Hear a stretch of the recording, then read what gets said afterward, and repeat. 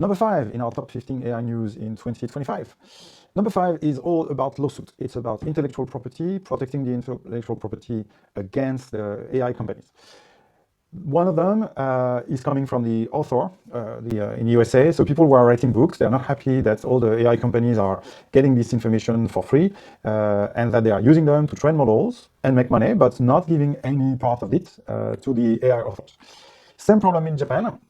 So in Japan, a lot of the creators, a lot of companies who are issuing comics, mangas, and animes, they don't want their creation to be used by OpenAI, and they especially don't want what was happening quite a lot, that anybody can create something that uses their IP and their style and can imitate, can pretend that it was done by the actual author when it was not. Yeah. So they've organized themselves around an organization that is called the CODA, and they just demand that OpenAI stop using copyrighted content in their training model, so that the models will not be able to produce fake version of some of the most common Japanese artists. And it's true of image, and it's also true of video, because now with Sora 2, OpenAI also can do that. And the big one, the big lawsuit that everybody's talking about and everybody's been following, it's the lawsuit between the New York Times and OpenAI and Microsoft on the other side. So New York Times, so there are many episodes to this one, but the first one was a federal judge first ruled out in March 2025 that there was a case, there is something to be done, and that the New York Times is entitled to have a fair judgment into the fact that OpenAI has used their articles and all their articles to train their model without paying them for this. So we saw in 2025 more and more of these cases. It's a critical point. What can AI company do? What they cannot do? What type of material should be part of the training model? But also, what are the outputs? So it's both the input and the output. Should the model be allowed to create a fake image of somebody who actually exists if they didn't give their rights to an AI model to do it? And anybody can create a fake video with maybe your face on it. Do you want this to happen? These are all the lawsuits that are going to decide what will happen in 2026 and later. Number 4 in our top 15 AI news for 2025 are the stories about Deloitte. So Deloitte was in the news twice for a very, very similar story. The first time was for a report that they issued for the Australian government, the 440,000 Australian dollars. And this report was used partially using AI. And as a result, there were some made-up data. Some of the numbers in this report didn't exist, didn't come from any trusted source of information. They were just made up, what in the industry we call hallucination. We teach that in our first training, very first training, AI fundamentals. Within the first hour, we explain what are hallucination and how to avoid them. Now, Deloitte didn't know that, didn't send their people for training maybe, but as a result, there were wrong information in that report. And then they decided to partially refund. So this article says refund. In other report, it said partially refund because it was wrong, because if you have the wrong data, how can you have the wrong conclusion? This is very, very big thing. This is a big thing because Deloitte is a consulting company in that case. And if you cannot trust a consulting company for the accuracy of the numbers that they use to create their reports, there's a trust issue that is kind of falling down. Now, the fact that they use AI, they should use AI. They should use AI. Every service company should use AI. Actually, every company around the world should use AI, but they should use it in a proper and responsible way. So this was strike 1, but they didn't stop there. There was a strike 2. Another government paid Deloitte for work with AI-generated hallucination. So the second one after Australia was in Canada. And in Canada, it was not about numbers, it was about research. So in this report, some of the citations were wrong, totally made up. But then some of the research paper didn't exist. Some of the research paper were never written by the people that were cited in this report. So that took a little bit more time to figure out and understand. But as a result, the report was using wrong citation. And this one was more expensive. This one was in $1 million Canadian dollars. So a bigger report, more expensive, more resources that are put in there. This one was about healthcare. And to support their conclusion, they had to research for published papers. Yeah. So this second report was in $1 million. So this is strike 2. We don't know if in 2026 there'll be a strike 3, maybe Deloitte or another consulting company, but this is a big cautionary tale into using AI responsibly, training people, training consultants to use it appropriately, and make sure that every single piece of information, piece of evidence is double-checked and triple-checked to make sure the AI has not made up any information that didn't use. Top 3 of our top 15 AI news for 2025 is the move, very surprising move, for Microsoft to sign a deal with Anthropic. So this is the CEO of Anthropic.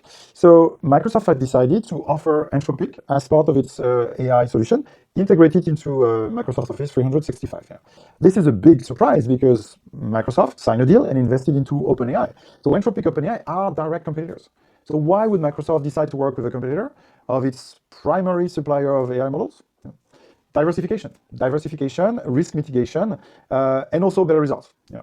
So for the use case of Microsoft Office 365, it sounds like Anthropic, Claude, its model Claude, may give better results than OpenAI. Yeah. So as a result, Microsoft had to announce that it ended the exclusivity on Microsoft Office that they previously had with OpenAI, with Anthropic. Big signal sent to the market that OpenAI may one day become a liability. Maybe one day OpenAI will go bankrupt. Maybe OpenAI will not be able to raise money, will not be able to go through IPO. So having a single supplier of model is a risk for Microsoft.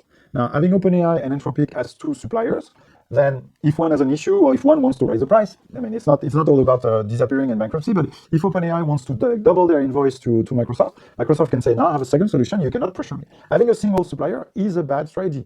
When Microsoft signed the original deal with OpenAI, that was both an equity deal because they buy some shares of OpenAI, but that was also the best solution on the market at that time. Now we see from benchmarks that suppliers are really getting very similar results, so OpenAI is not the only solution of the market.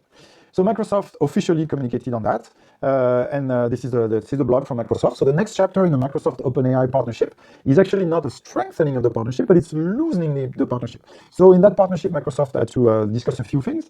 One of the specific one is a clause that they have in their investment with OpenAI that Microsoft will not own the discovery of OpenAI as soon as they reach AGI. Yeah. So that clause on AGI is a very important one because it's linked to equity, it's linked to ownership and intellectual property. So this was also renegotiated into the contract. But also, as a side note, that this AGI must be assessed by an independent expert panel. Yeah.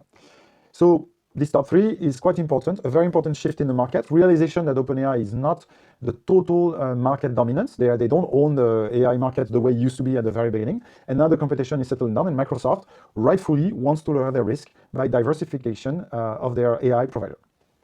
Top two of our top 15 AI news is the massive investment in AI. Of course, this massive investment is done by the AI companies, so Meta, Amazon, Alphabet, and Microsoft, Alphabet being Google. $300 billion invested in 2025. It's actually increased tremendously since 2024. And these companies are there because they need to make sure they are on the edge.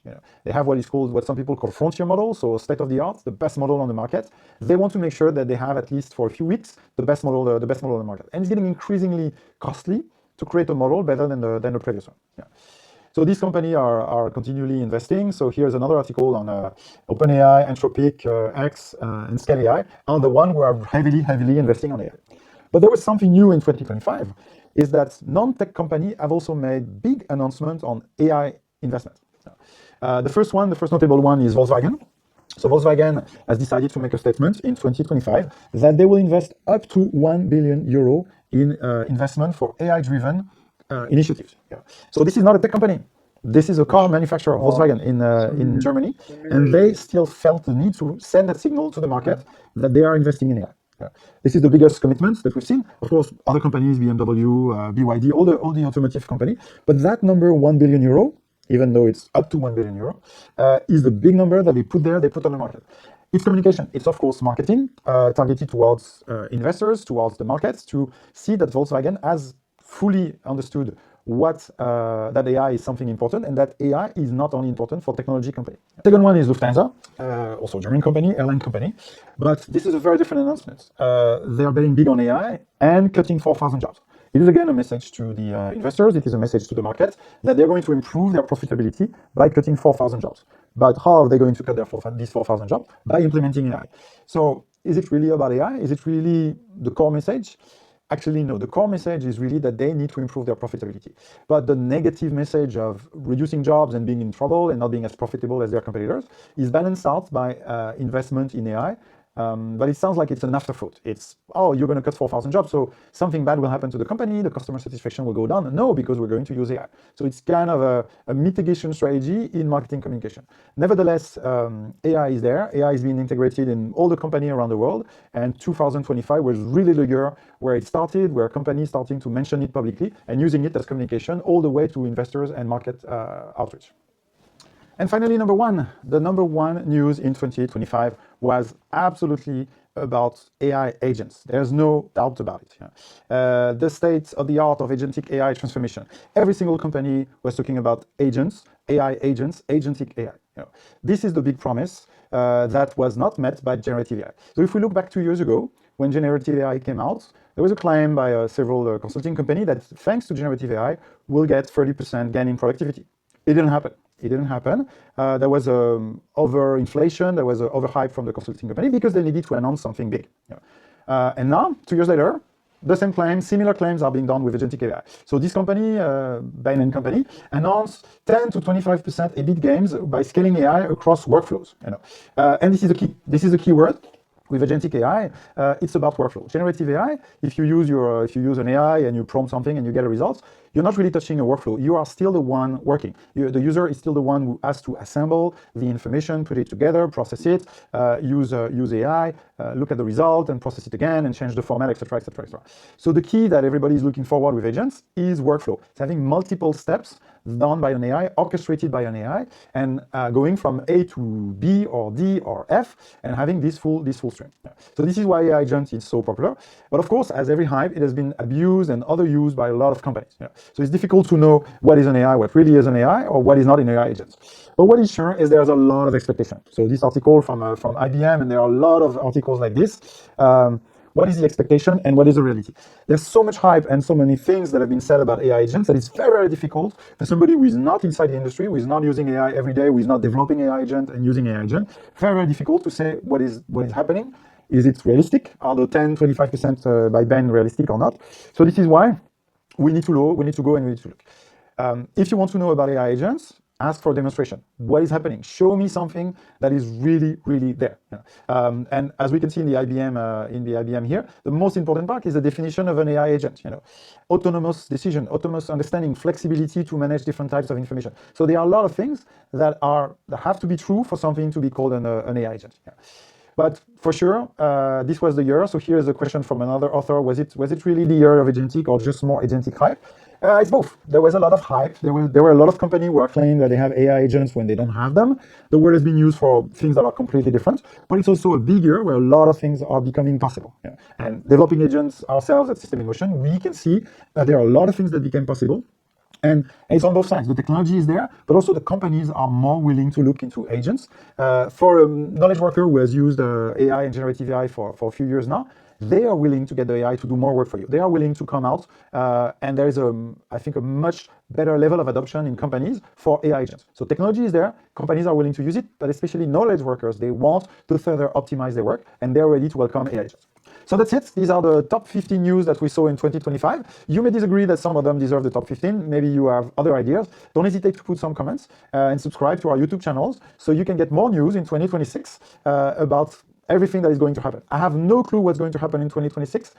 If you had asked me for a prediction of the top 15 news in 2025, I may have got 3 or 4 right, so I'm not going to make any prediction from 2026.